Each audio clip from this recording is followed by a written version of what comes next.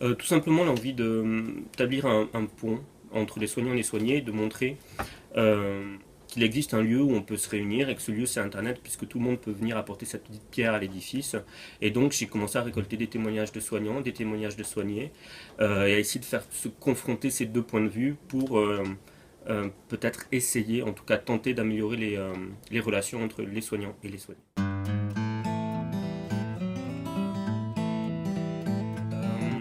Il y en a plusieurs, il y en a tellement. Il y en a une récente peut-être, une, pour tout dire, un soigné que j'ai accompagné pendant de longs mois. Et puis pendant quelques semaines, j'ai pas eu de nouvelles. Et il souffrait d'une grave maladie, donc je pensais que peut-être qu'il a été pris en relais quelque part et qu'il était probablement décédé, c'est ce que je pensais.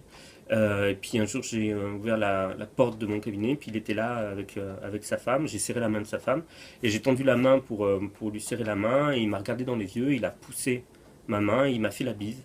Et c'était quelque chose auquel je ne m'attendais pas du tout. Et c'est dans ces moments-là qu'on se rend compte à quel point on est important pour les patients et les patientes et à quel point c'est pas juste des visages qui défilent toute la journée, c'est vraiment des trajectoires de vie qu'on a entre les mains et qu'on les accompagne dans des événements parfois dramatiques et qu'ils ils nous oublient pas quand nous on peut parfois les oublier.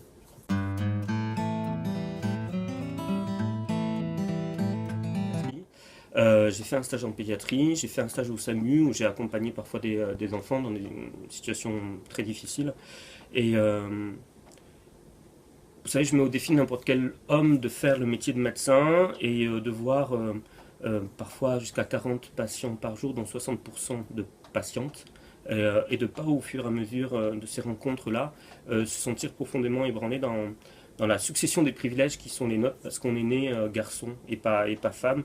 Et c'est vrai que j'ai ces patientes qui viennent avec ces enfants, ces patientes qui sont souvent mères célibataires, qui doivent tout gérer toutes seules et qui font du mieux qu'elles peuvent et qui font des erreurs comme n'importe quel parent peut faire une erreur. Seulement comme elles sont seules, on rejette tout le temps la faute sur elles. Et donc ce livre c'est aussi une réhabilitation pour toutes ces femmes et pour qu'on arrête de juger et qu'on prenne conscience de la difficulté qu'il y a à être une mère célibataire dans nos sociétés et aussi un petit peu remettre un peu les hommes en face de leurs responsabilités. Un hommage à toutes les patientes que je vois tous les jours et qui élèvent seules leurs enfants. Et oui, c'était une manière pour moi aussi de dire les choses sont plus compliquées, il ne faut pas juger, on ne sait jamais ce que sont les gens, on ne sait jamais pourquoi ils font ce qu'ils font et il faut creuser.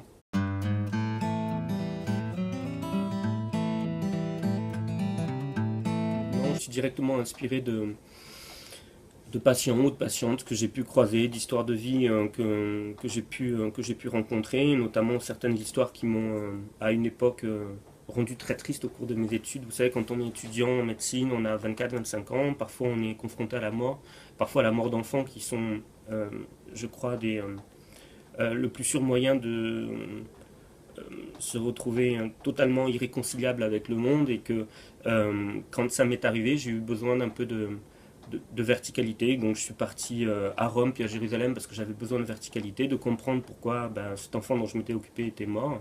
Et j'ai trouvé des réponses très différentes que celles auxquelles je m'attendais. Et c'est ces réponses-là que je livre dans le roman.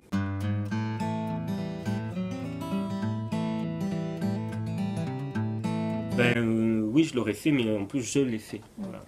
Je l'ai fait et parfois, on me demande ce qui est vrai de ce que j'ai écrit dans le livre, et j'ai envie de dire que ce qui est vrai, c'est ce que j'ai écrit dans le livre, puisque c'est ce que j'ai ressenti à l'époque, et c'est ce que j'ai retranscrit dans ce roman-là.